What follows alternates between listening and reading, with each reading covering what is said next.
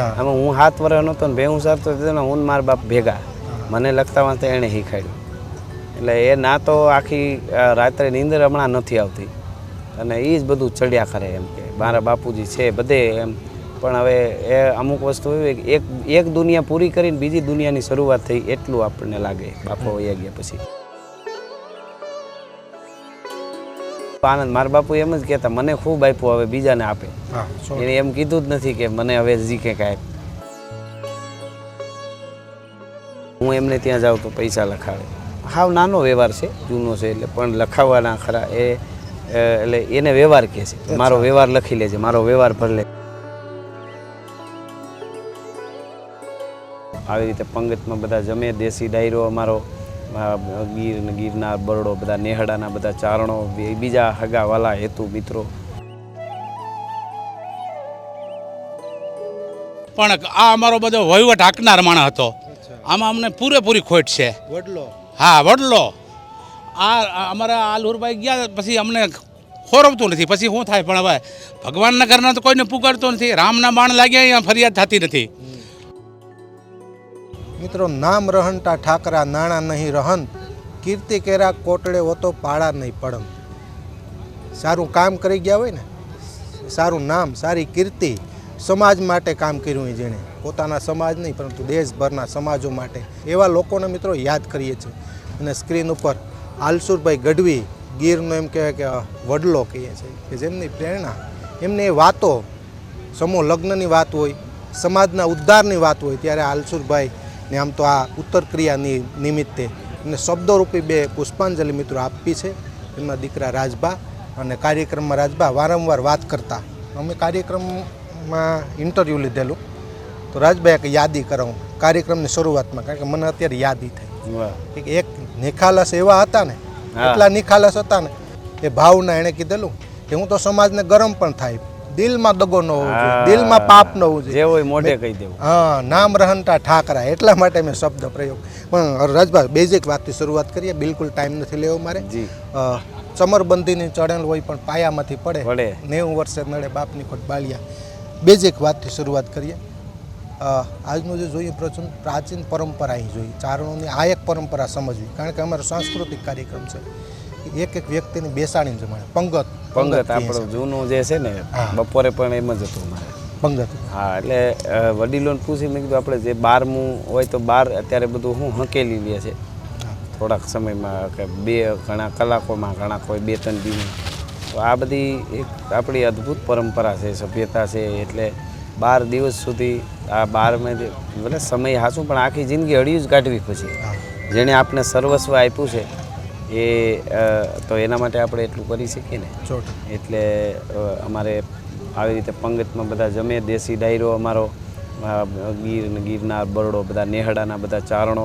બીજા હગાવાલા હેતુ મિત્રો અને 18 વર્ષની લાગણી મારી સાથે ખૂબ બધા આવ્યા અને આ દેશી માહોલ અને બાપાના પૂન બાપાના આપણે જે હોય એ કંઈ બાપાનું હોય મારો દીકરો કંઈ સારું કરે તો એ મારા પૂન હોય એટલે એમની દયા છે ને એ ખૂબ આનંદ મારા બાપુ એમ જ કહેતા મને ખૂબ આપ્યું હવે બીજાને આપે એને એમ કીધું જ નથી કે મને હવે જીકે કાંઈ એટલા આનંદી હતા 100% રાજભા પિતાશ્રીની એક યાદી કરી હવે શબ્દોરૂપી 2 વાતો કે સમાજને પ્રેરણાદાયી નેગેટિવિટી પોઝિટિવિટી તો અત્યારે ચારે તરફ છે પણ અહીં પોઝિટિવિટીની એક ખાસ વાત કરી છે મારે એમાંથી ઘણી પ્રેરણા મળે નિખાલસ ભાવ એમનો ચહેરો હસતો એમાં છે આપણી સભ્યતા આપણી બધા વ્યવહારો આપણા એ એક સાયન્સ સાથે જોડાયેલા છે ઘણું એના ઉપર કહી શકાય પણ લોકો આવે 12 દિવસ સુધી જેના ઉપર ઘટના બની હોય સંવેદના હોય એના માટે લાગુ પડે બાકી જેને સંવેદના નથી એને તો લાંસ પડી હોય ને ગાંઠિયા મગાવે એ વાત નથી પણ આમને બધું લાગુ પડે અને જેને જીવવું છે એને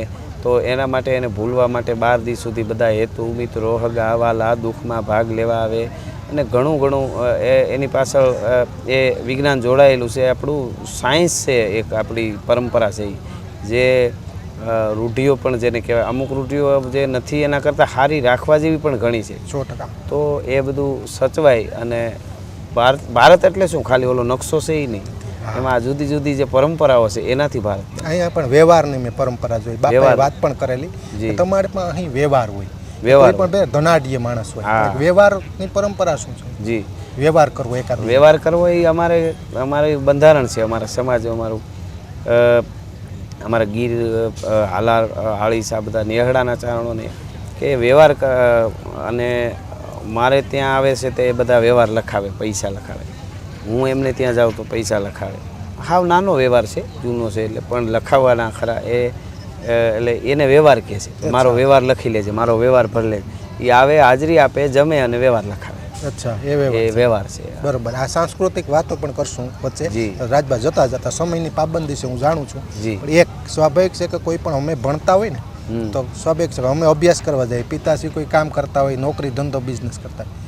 તમારો નાતો કંઈક અલગ છે, કારણ કે તમે મુલાકાતમાં મેં વાત કરી, તમે બંને સાથે ચરાવવા જતા. હું એ જ કહું છું કે બધાને બાપુજી છે તો તમે અભ્યાસ કરતા હોય એ બીજે ધંધે. આમાં હું 7 વર્ષ નહોતો ને ભેહું સારતો ને હું મારા બાપ ભેગા, મને લખતા વાંચતા એણે શીખાડ્યું.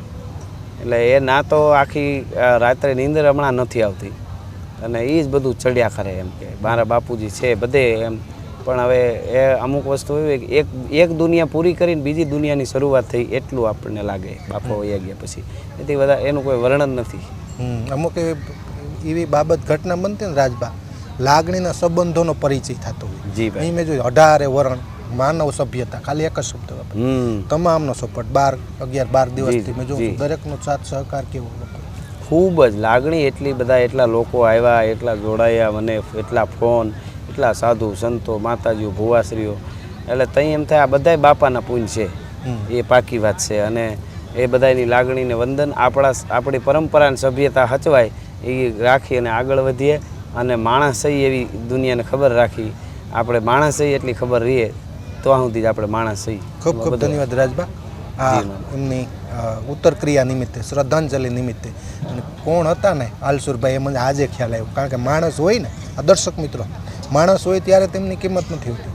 આજે દરેક નેહડાના ચારણોને મળ્યો ને ત્યારે રાજભાના પિતાશ્રી કોણ હતા ને એનો પરિચય મેં મેળવ્યો. અને આગળના એપિસોડની અંદર એમના સાથેના મિત્રો, એમની સાથેના અળાભેડિયા ચારણો સાથે આપણે મુલાકાત કરશું. દર્શક મિત્રો, ખૂબ ખૂબ આભાર, ધન્યવાદ રાજભા. ખૂબ ખૂબ ભલે ભલે મારા ભાઈ. સારા કામ કરી ગયા ને, નિખાલસ ભાવ, અંદરનો કોઈ પાપ નહીં પેટ, જે હોય ચોખ્ખું કહેવાનું, દિલમાં દગો ન હોવો જોઈએ.